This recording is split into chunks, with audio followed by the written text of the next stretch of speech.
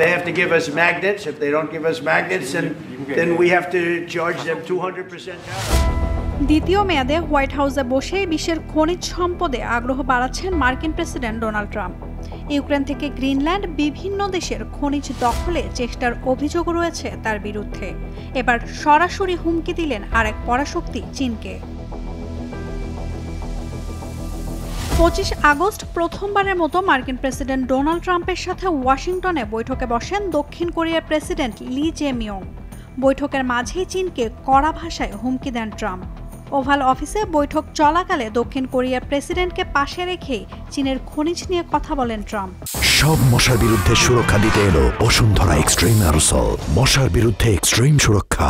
তিনি বলেন চীন যুক্তরাষ্ট্রকে খনিজ চুম্বক দেবে, আর নইলে তাদের 200% শুল্ক দিতে হবে।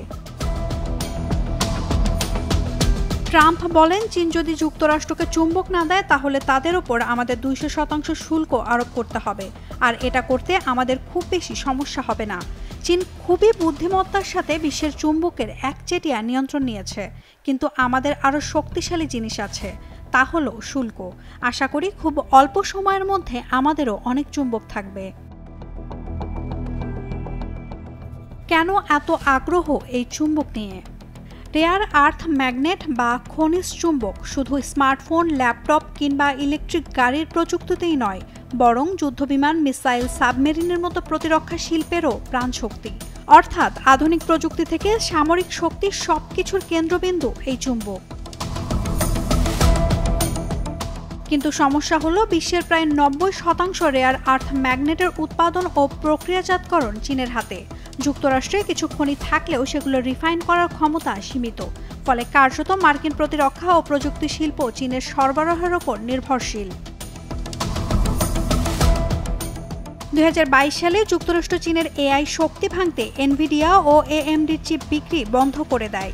হুয়াওয়ে ও এসএমআইসির মতো প্রতিষ্ঠানও কেটে দেওয়া হয় মার্কিন যুক্তরাষ্ট্র সরবরাহ থেকে।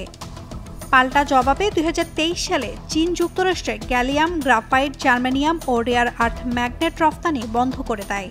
এতে হুমকির মুখে পড়ে মার্কিন প্রতিরক্ষা চেইন, এমনকি টেসলা, জেনারেল মোটরস ও অ্যাপেলের মতো জায়ান্ট কোম্পানিগুলো। বিশ্লেষকদের মতে চীনের বাজার নিয়ন্ত্রণ না ভেঙে যুক্তরাষ্ট্র কার্যত অচল। তাই এবার 200% শুল্কের হুমকি দিয়ে চীনকে আলোচনার টেবিলে ফেরাতে চাইছেন ট্রাম্প। খনিজের এই নীরব যুদ্ধে আসলে লুকিয়ে আছে প্রযুক্তি আর প্রতিরক্ষা খাতের ভবিষ্যৎ।